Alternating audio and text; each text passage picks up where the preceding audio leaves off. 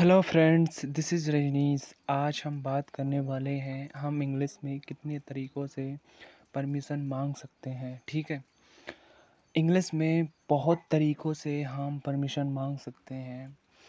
आज हम उनके बारे में डिटेल से विद एग्जांपल के साथ समझने का प्रयास करेंगे। ठीक है, और आपको आज से इंग्लिश में हम जितने भी तरीक़ों से परमिशन मांग सकते हैं उन सभी के बारे में चर्चा करेंगे।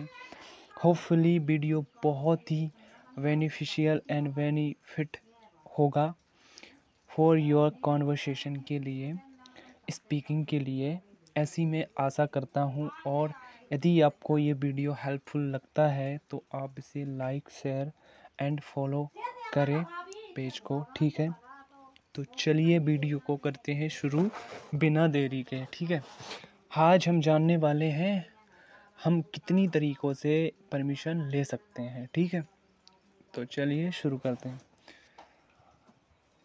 आज्ञा लेना यानी कि परमिशन का अंग्रेजी में टॉकिंग परमिशन या आस्किंग फॉर परमिशन होता है। आज्ञा लेने का मतलब इंग्लिश में टॉकिंग परमिशन या आस्किंग फॉर परमिशन होता है। ठीक है, ऐसा हम बोल सकते हैं। आज्ञा लेना कई तरीक़ों से किया जा सकता है और आज्ञा हम बहुत तरीक़ों से ले सकते हैं। ठीक है, जैसे औपचारिक रूप से, जैसे कि पोलाइटनेस तरीके से। औपचारिक मतलब होता है कि एक रिस्पेक्ट के माध्यम से, एक सम्मान के तौर पर हम किसी से आज्ञा ले सकते हैं। कैसे, चलिए देखिए। जब हमें पोलाइटनेस दिखानी हो, जब हमें सम्मान व्यक्त करना हो, जब हमें किसी की रिस्पेक्ट के रूप में हमें परमिशन लेनी हो, कोई हमसे बड़ा व्यक्ति हो तब हमें परमिशन लेनी हो, तो हम यूज़ करेंगे may I as a may I, could I, would you mind if I would like to ask for your permission to. इन तरीक़ों का हम यूज़ कर सकते हैं पोलाइटनेस वे में।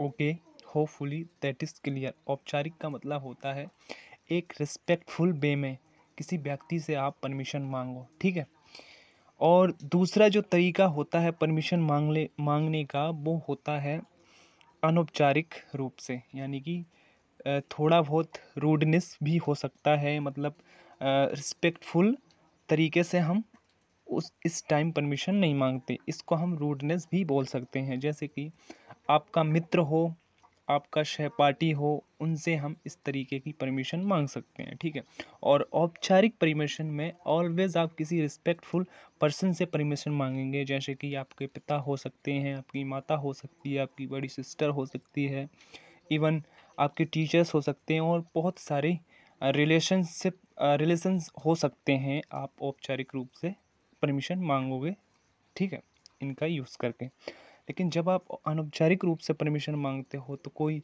आपका मित्र हो सकता है, सहपाठी हो सकता है, आपके बराबर का हो सकता है। ठीक है, तो वहाँ पर आप थोड़ा बहुत रूडनेस दिखा सकते हो। एक तरीके से कहे तो जब भी आप अनौपचारिक रूप से परमिशन मांगते हो तो ऑटोमेटिकली रूडनेस शो करता है, चाहे आप दिखाए या ना दिखाए। ठीक है, तो किस तरीके से हम परमिशन मांग सकते हैं, किन का यूज़ करके परमिशन मांगते हैं, वो देखते हैं। तो जब भी आप अनौपचारिक रूप से परमिशन मांगोगे तो हम यूज़ करेंगे can I, is it okay if I, do you mind if आई। ठीक है, तो इनका प्रयोग करके हम अनौपचारिक रूप से परमिशन मांग सकते हैं अपने सहपाठी या अपने मित्र से। ठीक है, चलिए अब बढ़ते हैं नेक्स्ट पेज पर। आप देखते हैं कुछ एग्जाम्पल को। उदाहरण के लिए, यदि आप किसी से आज्ञा लेना चाहते हैं कि क्या आप उसका फ़ोन इस्तेमाल कर सकते हैं, तो आप कह सकते हैं औपचारिक वे में। जब भी आप किसी से परमिशन मांगो कि भाई मैं आपका फ़ोन जो है वो इस्तेमाल कर सकता हूँ क्या, अगर वो व्यक्ति आपसे बड़ा है, सम्मानीय है, तो आप यूज़ करोगे मे आई यूज़ योर फ़ोन प्लीज़। ठीक, औपचारिक रूप से हो गया, ये बहुत ही पोलाइटनेस हो गया और सम्मानजनक हो गया। ठीक है, या फिर आप यूज़ कर सकते हो could I borrow your phone for a moment कुछ समय के लिए आप अपना फ़ोन दे सकते हो, क्या मैं आपका फ़ोन इस्तेमाल कर सकता हूँ, ठीक है। तो इस तरीके से आप औपचारिक रूप से पोलाइटनेस दिखाकर परमिशन मांग सकते हो अपने से बड़ों से, ठीक है। अब अगला देखते हैं अनौपचारिक का एग्जाम्पल। अनौपचारिक का एग्जाम्पल देखते हैं, can I use your phone, ठीक है, या फिर is it okay if I use your phone. यहाँ पर आप किसी अपने मित्र से बात कर रहे हो या ज़्यादा पोलाइटनेस वाला सिचुएशन नहीं है, ठीक है। तो इस तरीके के सिचुएशन में आप अनौपचारिक रूप से कैन का यूज़ कर सकते हो, ठीक है।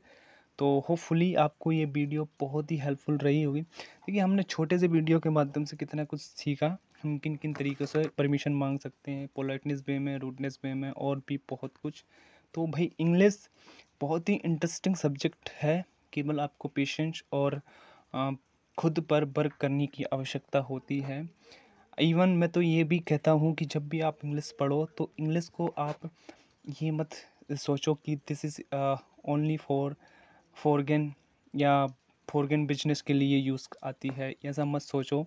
ये जो भाषा है बहुत ही प्यारी है, बहुत ही पोलाइटनेस है, और ये रूडनेस नहीं है। इसको समझने और सीखने का प्रयास करना चाहिए, हमें भविष्य के लिए ये काम आएगी, ठीक है। तो होपफुली आपको वीडियो हेल्पफुल रही होगी। जय हिंद, जय भारत। मिलते हैं नेक्स्ट वीडियो में कुछ इसी तरीके से इसी तरीके की कुछ बेनिफिट वीडियोस के साथ। तो चलिए, जय हिंद, जय भारत।